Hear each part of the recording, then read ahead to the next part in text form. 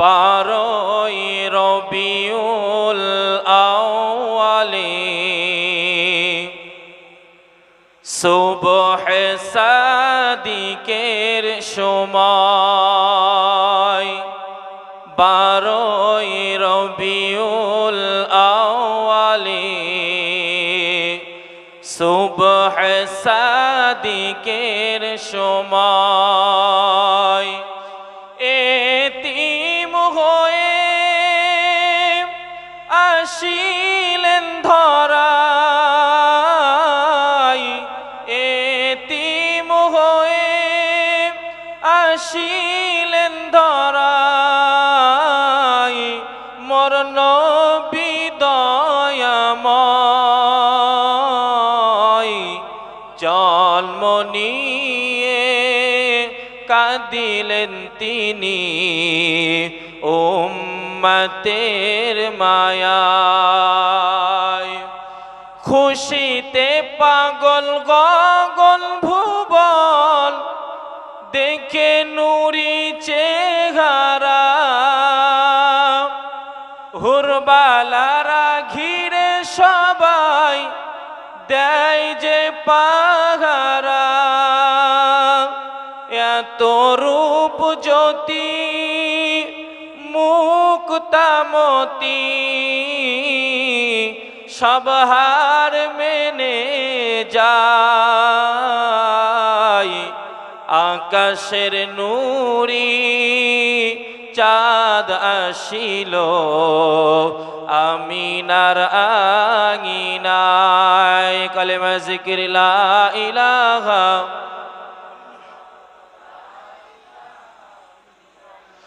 লা ইলাহা ইল্লাল্লাহু। সকলে পড়ি সাল্লাল্লাহু আলাইহি ওয়াসাল্লাম। وقال الله تعالى في كلام المجيد أعوذ بالله من الشيطان الرجيم بسم الله الرحمن الرحيم لقد كان لكم في رسول الله أسوة حسنة وقال الله تعالى وإنك لعلى خلق عظيم وقال النبي صلى الله عليه وسلم لا يؤمن أحدكم حتى أكون أحب إليه من والده وولده والناس أجمعين। সমস্ত প্রশংসা সমস্ত গুণগান সেই মহান গরিয়ান সর্বশক্তিমান রব্বুল আলামিনের দরবারে, যে রব্বুল আলামিন আল্লাহ আমাদেরকে দুনিয়ার সমস্ত রকম খারাপিয়াত নোংরামিয়াত কাজ থেকে হেফাজত করে আমাদেরকে একটি নবিয়ানা মাহফিলে বসার মতন তৌফিক দিয়েছেন। কৃতজ্ঞতার সঙ্গে সেই মহান রব্বুল আলামিনের দরবারে শুকরিয়া যাপন করি। সকলে উচ্চ আওয়াজে বলি আলহামদুলিল্লাহ।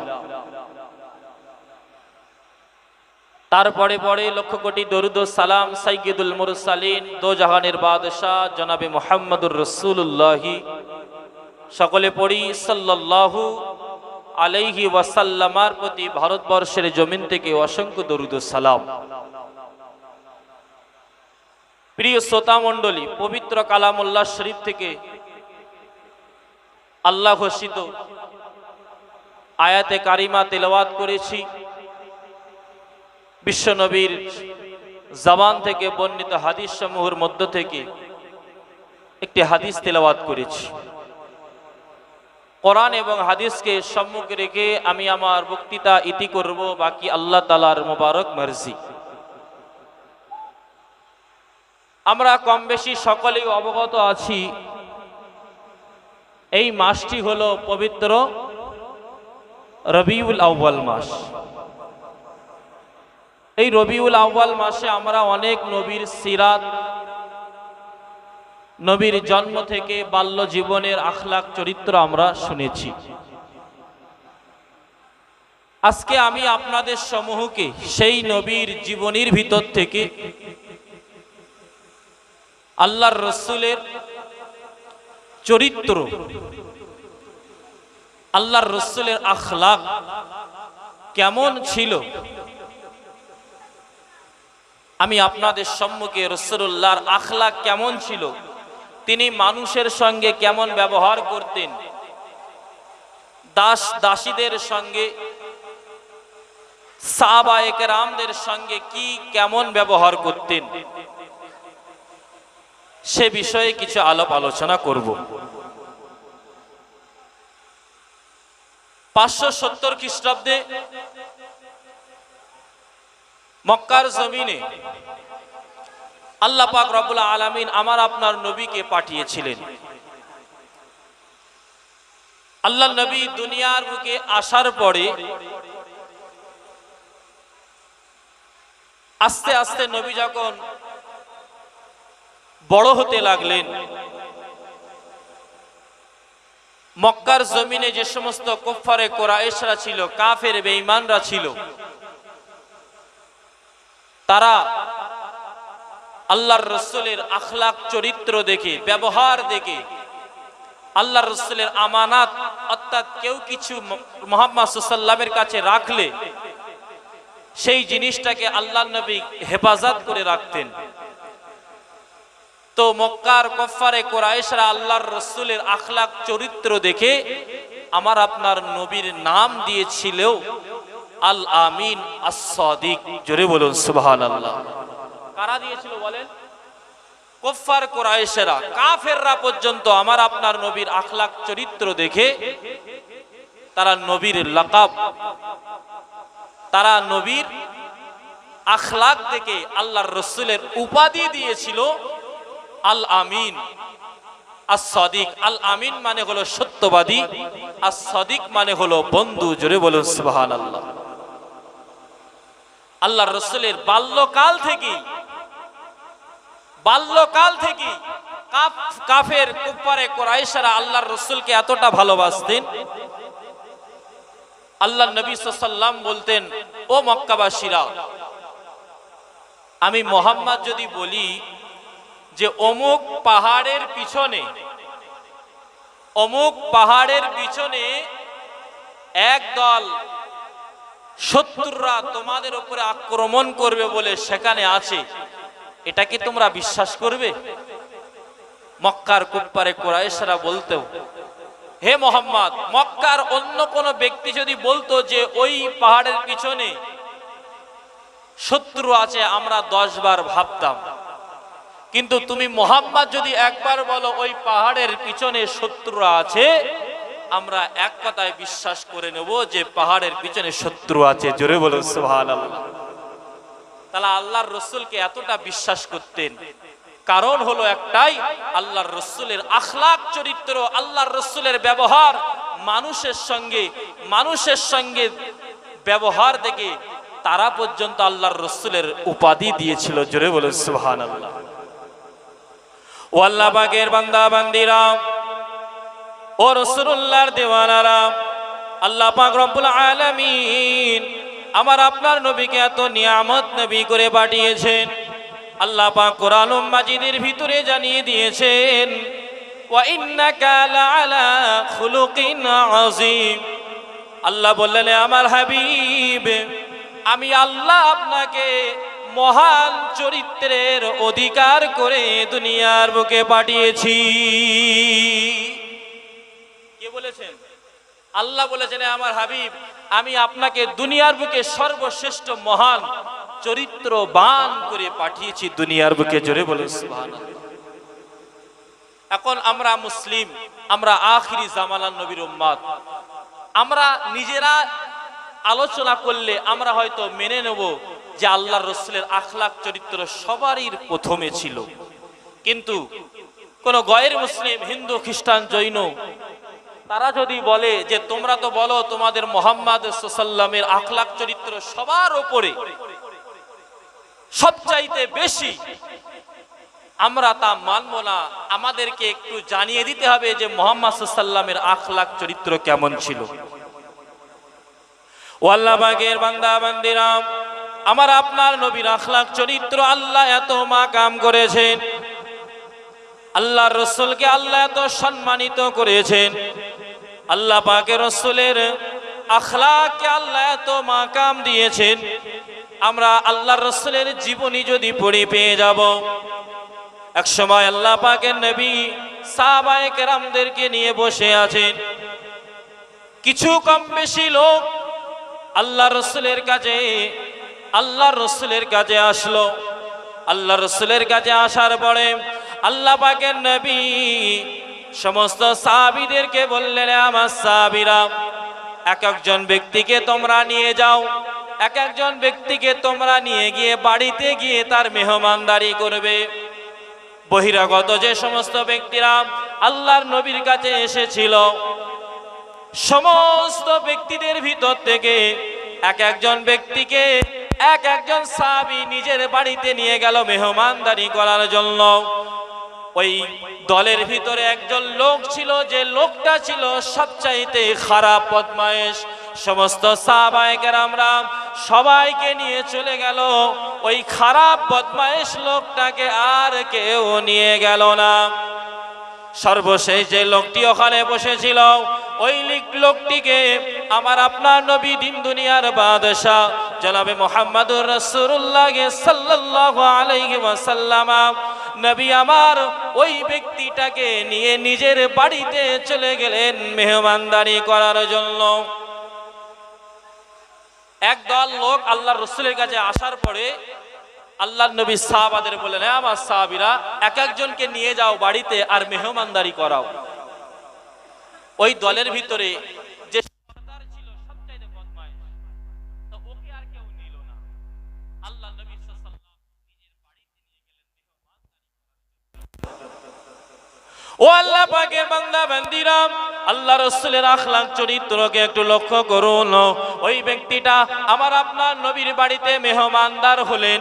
মেহমানদারি করার জন্য আল্লাহ রাসূল নিজের বাড়িতে নিয়ে গেলেন। নিজের বাড়িতে নিয়ে যাওয়ার পরে আল্লাহর নবী বাড়িতে মহিলাদেরকে বললেন, রান্না করো। বাড়িতে রান্না করা হলো, সমস্ত মানুষের জন্য রান্না করা হলো। কিন্তু যে ব্যক্তিটাকে আল্লাহর নবী মেহমানদারি করার জন্য নিয়ে এসেছিলেন, ওর মনে একটা উদ্দেশ্য ছিল, ওর একটা খারাপ নিয়ত ছিল। আমি মুহাম্মাদের বাড়িতে যাব, মুহাম্মাদের বাড়িতে যাওয়ার পরে মুহাম্মাদের বাড়িতে যা রান্না হবে সকলের রান্নাটা আমি একা খেয়ে নেব, আর মুহাম্মাদের পরিবার তারা ক্ষুধার্ত থাকবে। ওর নিয়তটা কি? আমি মুহাম্মাদের বাড়িতে যাব, যা রান্না হবে, একজনার দুজনার চারজনার পাঁচজনার সব আমি একা খেয়ে নেব। আচ্ছা আপনারাই বলুন, একটা ব্যক্তি যদি নিজের পেটে যতটা ধরবে তার থেকে যদি বেশি খেয়ে ফেলে, তার শরীর খারাপ হবে না? হবে না? শরীর অসুস্থ হবে অবশ্যই। ও আল্লাহ পাকের বান্দা বান্দিরা, ওই ব্যক্তিটা রাসূলুল্লাহর বাড়িতে গিয়ে আল্লাহর রাসূলের বাড়িতে যা রান্না হয়েছিল সব রান্না একাই খেয়ে ফেলে দিল। দিন দুনিয়ার বাদশাহ ক্ষুধার্ত অবস্থায় আছে, আল্লাহর রাসূলের পরিবারের মানুষগুলো ক্ষুধার্ত অবস্থায় আছে। আল্লাহ পাকের নবী যখন ওই মেহমানটাকে খাওয়ানো দাওয়ানো হয়ে গেল, আল্লাহর নবী ওই মেহমানকে তার একটা ঘরেতে ভালো করে শুইয়ে দিলেন। ওই ব্যক্তিটি ঘরের ভিতরে শুয়ে আছে। গভীর রাত্রে ওই ব্যক্তির শরীরটা খারাপ হয়ে গিয়েছে, বদহজম হয়ে গিয়েছে, বমি পায়খানা করে দিয়েছে। বমি পায়খানা করে নিজের জামা কাপড় সহ ঘরটাকে নোংরা করে দিয়েছে। এত খাওয়া খেয়েছে, রাতের বেলা বদহজম হয়ে গিয়েছে, বমি পায়খানা করে নিজের জামা কাপড়, যে বিছানায় শুয়েছিল সব বিছানাটা নাপাক হয়ে গিয়েছে। আচ্ছা বলুন, এখন যদি আমাদের সমাজে আমাদের আত্মীয় স্বজন এসে যদি নিজেদের সব খাবারগুলো খেয়ে নেয়, আমরা রান্না করেছি 7 জনার, মেহমানকে নিয়ে 8 জনা, মেহমান খাবে আরো 7 জনা খাবে, কিন্তু ওই মেহমানটা একাই 8 জনার খাবার খেয়ে নিয়েছে, মনে রাগ হবে না? হবে না? এটা আওয়াজ দিয়ে বলুন। স্বাভাবিক মনে রাগ হবে। এক তো রাগ হবে, সব খাবার খেয়ে নিয়েছে, আবার রাত্রের বেলা যদি ওই অবস্থা করে, মিজাজ ঠিক থাকবে? বলুন, মিজাজ ঠিক থাকবে?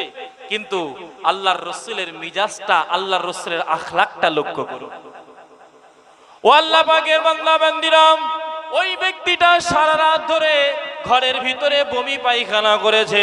গভীর রাত্রে ওই সমস্ত কেতা কাপড়গুলো নোংরা করার পরে ওই ব্যক্তিটা ভয় থেকে সকাল না হতে হতেই পালিয়ে গিয়েছে। সকালবেলা হলে বদনাম হয়ে যাবে যে আমি এইসব করেছি, এই ভয় থেকে সে পালিয়ে গিয়েছে। ও আল্লাহ পাকের বান্দা বান্দিরাম, আল্লাহ পাকের রাসূলের আখলাক চরিত্রটা একটু লক্ষ্য করুন। সকাল হয়ে গেল, আমার আপনার নবী ঘর থেকে বার হয়ে মেহমানের ঘরে প্রবেশ করলেন। মেহমান ঘরে আছে?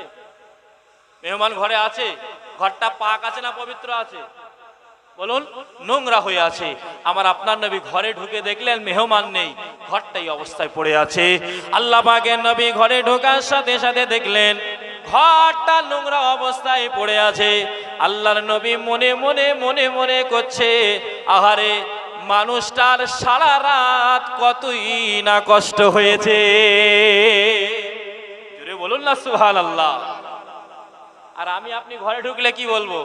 একই তো সব খাবার খেয়েছিস, আবার এই অবস্থা করেছিস। আহারে আল্লাহ পাক আমার আপনার নবীকে কি সম্মান দিয়েছেন, কি আখলাক চরিত্রের অধিকার করেছেন। আল্লাহ নবী রাগান্বিত হলেন না, নবী কোন রকম রাগ করলেন না। ওই ঘরের ভিতরে ওই ইহুদির নোংরা জামা কাপড়গুলো, যে কাপড়গুলোতে নাপাক করে দিয়েছে, আল্লাহর নবী নিজে হাতে করে নিয়েতে ওই কাপড় চপড়গুলো ধুতে লেগেছে। আল্লাহর রাসূল নিজে হাতে ইহুদির জামা কাপড় যে সব জায়গায় নাপাক করেছে, আল্লাহর রাসূল নিজে হাতে পরিষ্কার করছে। জোরে বলুন না সুবহানাল্লাহ। এক সময় আল্লাহর রাসূল যে অবস্থায় ওই জামা কাপড়গুলো, নোংরা কাপড়গুলো পরিষ্কার করেছে, এমন তো অবস্থায় আল্লাহর রাসূলের সাহাবায়ে কেরামরা তারা ওই রাস্তা দিয়ে যেতে যেতে দেখলেন আল্লাহর নবী এই সমস্ত নোংরা কাপড়গুলো নবী ধুচ্ছেন। সাহাবায়ে কেরামরা রাগান্বিত হয়ে গেলেন। আল্লাহর নবী সাহাবীরা রাগান্বিত হয়ে আল্লাহর রাসূলকে বললেন, ইয়া রাসূলুল্লাহ, হাবিবাল্লাহ, হুজুর আপনি একবার অর্ডার করুন, আপনি একবার হুকুম করুন, ওই ব্যক্তিটাকে আমরা একটু খুঁজে নিয়ে আসি। আল্লাহর নবী বললেন, সাহাবীরা রাগান্বিত হয়ো না, রাগান্বিত হয়ো না। ঠিক এমন একটি মুহূর্তে আল্লাহর রাসূলের বাড়িতে যে মেহমানটা এসেছিল তার একটা তলোয়ারি ছিল। ওই তলোয়ারিটা সে রাতের বেলায় নিয়ে যেতে ভুলে গিয়েছিল।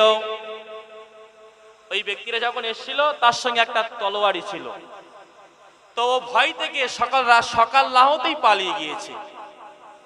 যখনই মাঝ রাস্তায় পৌঁছে গেল, মাঝ রাস্তায় গিয়ে ওর মনে পড়েছে যে আমার তলোয়ারি তো আনা হয়নি, তলোয়ারি আনা হয়নি, তলোয়ারিটা তো আনতে হবে। ওই ইহুদিটা নিজের তলোয়ারি নেওয়ার জন্য আল্লাহর রাসূলের বাড়ির দিকে আসে। আল্লাহর রাসূলের বাড়ির দিকে আস্তে আস্তে দেখছে, দেখতে দেখতে দেখতে আল্লাহর রাসূল যে জায়গায় দাঁড়িয়ে ওই ইহুদির নোংরা জামা কাপড়গুলো পরিষ্কার করছিলেন, এমন একটা জায়গায় কিছু দূর থেকে দেখছে ওই ইহুদিটা আমি যে জামা কাপড়গুলোতে নাপাক করে দিয়েছিলাম, ওই নাপাককৃত পোশাকগুলো, জামা কাপড়গুলো মহামানব জয়জাহানের বাদশাহ মুহাম্মদুর রাসূলুল্লাহকে নিজে হাতে পরিষ্কার করেছে এবং সাহাবাদেরকে সান্ত্বনা দিচ্ছে, রাগান্বিত হয়েও না। এমন একটা সময় আল্লাহর নবীর চোখ পড়ে গেল ইহুদির দিকে। আল্লাহর নবী তলোয়ারটা নিয়ে ওই ইহুদিকে দিতে যাবে। ইহুদি মনে করেছে মুহাম্মদ আমাকে তলোয়ারি নিয়ে তাড়া করছে, কিন্তু না না না, আল্লাহর নবী ইহুদিটাকে ডেকে বলে, ও ইহুদি, কালকে তুমি আমার বাড়িতে মেহমান ছিলে, রাতের বেলা তোমার এত কষ্ট হয়েছে, তুমি একবারের কেন আমাকে তুমি বলনি? তুমি একবার আমাকে বলতে হয়। ওই ইহুদিটা দূর থেকে লক্ষ্য করেছে আল্লাহ নবী সাহাবীদেরকে সান্ত্বনা দিচ্ছে, রাগান্বিত হয়ে মানা করছে। আল্লাহ রাসূলের এই আখলাক চরিত্রটা দেখে ওই ইহুদিটা দেরি না করে আমার নবীর হাতে হাত দিয়ে ঈমানি কলিমা পড়ে নিলে। আচ্ছা বলুন, আল্লাহর রসুল যদি ওই ইহুদিটাকে ধরে মারধর দিতেন, তাহলে ইহুদিটা আল্লাহর রসুলের উপরে, রসুল সম্পর্কে যা শুনেছে, মন্তব্যটা ভালো করতো না খারাপ করতো? বলুন, খারাপ করতো। কিন্তু আল্লাহ পাক তো বলেছেন, আমি আপনাকে পৃথিবীর বুকে মহান চরিত্রের অধিকার করে পাঠিয়েছি। এটাই হলো আমার রসুলের চরিত্র। জোরে বলুন সুবহানাল্লাহ। আল্লাহ রসুল নিজে হাতে পরিষ্কার করলেন, সাথে সাথে এই দৃশ্য দেখে ওই ইহুদিটা আল্লাহর রসুলের হাতে হাত দিয়ে ঈমানি কলেমা পড়ে নিলেন। জোরে বলুন সুবহানাল্লাহ। এটাই হলো আমার রসুলের আখলাক। আল্লাহ পাকের বান্দা বান্দারা, শুধু তাই নয়, একটা সময় আল্লাহ রসুল একটা ইহুদির কাছ থেকে কিছু টাকা পয়সা ধার নিয়েছিলেন। কোন একটা দিন আমার আপনার নবী একটা ইহুদির কাছ থেকে কিছু টাকা ধার নিয়েছিলেন। সচরাচর আমার আপনার সমাজে টাকা ধার আমরা যারা নিই, টাকা ধার নেওয়ার সময় বলি, ভাই এক সপ্তাহ পরে দিয়ে দেবো, বা এক মাস পরে তোমার টাকাটা আমি সব দিয়ে দেব। এরকমই তো হয় নাকি? কিন্তু আমি আপনার কাছ থেকে সময় চেয়ে নিয়েছি এক মাস, কিন্তু আপনি যদি 10 দিন পরে এসে আমার কাছে টাকা চান, আমি দিতে পারবো? বলুন, দিতে পারবো? ঠিক আমার আপনার নবী একটা ইহুদির কাছ থেকে কিছু টাকা ধার নিয়েছিলেন, কিন্তু যে টাইম নবী সাল্লাল্লাহু আলাইহি ওয়াসাল্লাম ইহুদির কাছ থেকে নিয়েছিলেন, ওই টাইম সময় না আসার আগেই আগে আগে এসে আল্লাহ রসুলের কাছে এসে বলছে, হে মুহাম্মদ, নবীকে বলছে, হে মুহাম্মদ। সচরাচর যদি এলাকায় যে সমস্ত বিশিষ্ট ব্যক্তি থাকে, তার নাম ধরে যদি এই তুই করে বলা হয়, আশেপাশে যারা থাকবে তাদের রাগ হবে না? হবে না? বলুন, রাগ হবে। ওই ইহুদিটা আল্লাহ রসুলের দরবারে এসে বলছে, হে মুহাম্মদ, তুমি যে আমার কাছ থেকে টাকাটা ধার নিয়েছিলে, ওই টাকাটা আমাকে দাও। ঠিক এইভাবে, হে মুহাম্মদ, তুমি যে আমার কাছ থেকে টাকাটা ধার নিয়েছিলে, টাকাটা আমাকে দাও। কিন্তু আল্লাহর রসুল একটা নির্দিষ্ট সময়ের জন্য টাকাটা নিয়েছিলেন, ওই টাইম আসলে আমি তোমাকে দিয়ে দেবো। কিন্তু টাইম আসার আগে এসে আল্লাহ রসুলকে ধমক দিচ্ছে, টাকাটা আমাকে আজকেই দিতে হবে।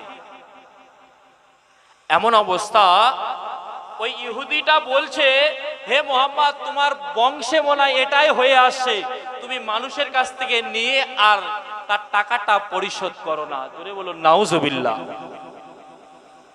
অ্যাকচুয়ালি নিজেকে গাল যখন মানুষ দেয়, নিজেকে গাল দিলে মানুষ একটু মাথা ঠান্ডা করে, কিন্তু যখন বাপ মা বংশ যখন টানে, রাগ হয় না? হয় না? বলুন, ঠিক এই হয়ে বলছে, হে মুহাম্মদ, তোমার বংশে মনে হয় এটা হয়ে আসছে, তোমার পূর্বপুরুষ টাকা ধার নিত, কিন্তু হয়তো মানুষকে দিত না। কিন্তু টাকাটা নবী ধার নিয়েছেন একটা নির্দিষ্ট সময়, সেই সময়টা আসলে তারপরে তো নবী দেবে। তার আগে এসে নবীকে বলে, টাকাটা আমাকে দাও। যে এই কথা বলেছে, তোমার বংশে হয়তো এটা হয়ে আসছে, ওই মাজলিসে ছিল হযরতে ওমরে ফারুক। ওমরে ফারুক ঠান্ডা মানুষ, জোরে বলুন। ওমরে ফারুক ঠান্ডা মানুষ। হযরত ওমরে ফারুক যে রাস্তা দিয়ে একবার যেতেন, ওই রাস্তায় 40 দিন ইবলিস শয়তান প্রবেশ করতে ভয় করত। জোরে বলবেন না সুবহানাল্লাহ। আল্লাহর নবী সাল্লাল্লাহু আলাইহি ওয়াসাল্লাম, আল্লাহর নবীর উপরে যখন আল্লাহ পাক রব্বুল আলামিন বলেছিলেন, হে নবী, আপনি দিনটাকে মানুষের কাছে পৌঁছে দিন, আল্লাহর নবী আবু বকরকে নিয়ে, কিছু সংখ্যক মানুষকে নিয়ে আমার আপনার নবী লুকিয়ে লুকিয়ে রাতের অন্ধকারে মানুষের দাঁড়ে দাঁড়ে গিয়ে দিন প্রচার করতেন।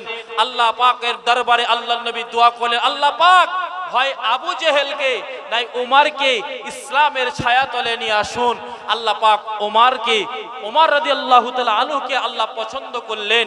আল্লাহ পাক ওমর রাদিয়াল্লাহু তাআলা আনহুকে ইসলামের ছায়াতলে নিয়ে এসেছিলেন।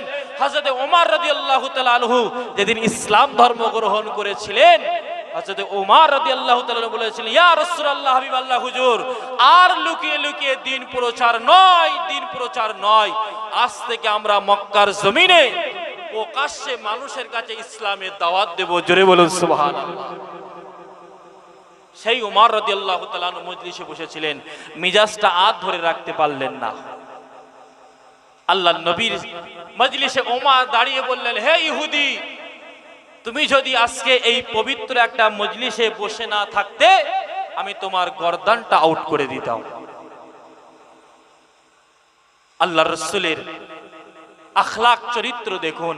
আল্লাহর নবী বললেন, ধমক দে ওমর, রাগান্বিত হইও না। তোমার দরকার ছিল ওই ইহুদির সাপোর্ট নিয়ে, ইহুদি যা যে আমার কাছে টাকা পাই, ওই টাকাটা আমি মুহাম্মদ আমার কাছ থেকে চেয়ে নিয়ে দেওয়া। জোরে বলুন সুবহানাল্লাহ। ব্যাপারটা কিরাম হয়েছে বলেন তো? ধরেন ছেলের কাছে টাকা পাই, একটা বহিরাগত গ্রাম্য মানুষ ছেলের কাছে টাকা চাচ্ছে, পাশেই ছিল ভাই। এখন বাপ ভাই ভাই আছে, বাপকে যদি গালি দেয় আর এক ভাই সহ্য করবে? বলুন, নিজের রক্ত তো। ঠিক ওমরে ফারুক, তিনি রাসূলকে গাল দিচ্ছেন বলে, উল্টো পাল্টা বলছেন বলেই তিনি এই ধমক যখন দিয়েছেন, আল্লাহর রাসূল বলছেন, ওমর, রাগান্বিত হয়ো না। তোমার দরকার ছিল ইহুদির পক্ষ নিয়ে আমি মুহাম্মদ আমার কাছ থেকে ওই টাকাটা আদায় করে দেওয়া। জোরে বলুন সুবহানাল্লাহ। আল্লাহ নবী বললেন, ওমর, ইহুদি আমার কাছে যে টাকাটা পায় সেই টাকাটাও দাও, আর যে তুমি ধমক দিয়েছো তার জন্য আরো বেশি দিয়ে দাও। জোরে বলুন সুবহানাল্লাহ। কিন্তু মজার বিষয়টা তো এবারে, আল্লাহ পাকের বান্দা বান্দিরা, ওই ইহুদিটা আল্লাহর রাসূলের মজলিসে বসে সব দৃশ্য দেখছিলেন। আল্লাহর রাসূলের মজলিসে বসে ওই ইহুদিটা সব উপভোগ করলেন। উপভোগ করার পরে হযরত ওমরে ফারুক তার পাওনাটা তিনি যখন মিটিয়ে দিলেন, ওই সময় ইহুদিটা আল্লাহর রাসূলের কাছে এসে বলছে, ইয়া রাসূলুল্লাহ, ইয়া হাবিবাল্লাহ হুজুর, আমি বিভিন্ন কিতাবে পড়েছি মুহাম্মাদের আখলাক চরিত্র এরকম হবে। আমি বিভিন্ন কিতাবে বই পুস্তকে পড়েছি মুহাম্মাদের আখলাক চরিত্র, মুহাম্মাদের কথা নরম, মুহাম্মদ কারোর সঙ্গে রহট মিটাজে কথা বলে না। আমি আপনার দরবারে এসেছিলাম আপনাকে একটু পরীক্ষা করার জন্য। আমি যে বইতে পড়েছি মুহাম্মাদের আখলাক চরিত্র এরকম, আমি যে মানুষের কাছে শুনেছি মুহাম্মদ কারোর সঙ্গে খারাপ ব্যবহার করে না, আমি আপনাকে পরীক্ষা করার জন্য এটা করেছি। ইয়া মুহাম্মদ, আমি ইহুদি অনেক বড় ভুল করেছি, আমি আর দেরি করব না, দেরি করব না, দেরি করব না। আমাকে যত তাড়াতাড়ি পারো ইসলামের ছায়া তলে নিয়ে এসে আমাকে ঈমানি কলেমা পড়ে মুসলমান করে দাও। ইহুদি আল্লাহর রাসূলের আখলাক চরিত্র দেখে আল্লাহর রাসূলের দস্তে মোবারকে হাতে হাত দিয়ে ঈমানি কলেমা গ্রহণ করলেন। জোরে বলো সুবহানাল্লাহ। কিন্তু এটা যদি আমাদের সমাজে হতো, একজন ব্যক্তি টাকা পায় মাসের পর মাস, দিনের পর দিন, সপ্তাহের পর সপ্তাহ, বছরের পর বছর ঘুরেই যাচ্ছে, আজ নয় কাল দেব, কাল নয় পরশু দেব। এটা মনে রাখবেন, আজকে যে ব্যক্তিটা আপনার কাছে টাকা ধার, আপনার কাছে পাওনাদার, আপনি আজকে ঘোরাচ্ছেন, দিচ্ছেন না, আজ দেব, কাল দেব, পরশু দেব বলে ঘোরাচ্ছেন, হঠাৎ একদিন আপনি মৃত্যুবরণ করলেন, ওই ব্যক্তিটা আপনার কাছে কিন্তু, আপনি কিন্তু ওই ব্যক্তির কাছে ঋণগ্রস্ত, অর্থাৎ হুকুকুল ইবাদ, বান্দার হক এটা। ওই বান্দা যদি মাফ না করে, কিয়ামতের ময়দানে যদি মনে করে, আল্লাহ আমি ওই ব্যক্তির কাছে 500 টাকা পাতাম, 500 টাকা পেতাম, আল্লাহ ও আমাকে দেয়নি, আল্লাহ যদি বলে এখন করুনি, তুমি কি করবে? ওই ব্যক্তি যদি বলে, আল্লাহ ওর নামায় আমলে যত আমল আছে আমাকে দিয়ে দাও, আর আমার আমল নামে যত গুনাহ আছে ওকে দিয়ে দাও, এটা কিন্তু ফয়সালা হয়ে যাবে, এটাই হয়ে যাবে।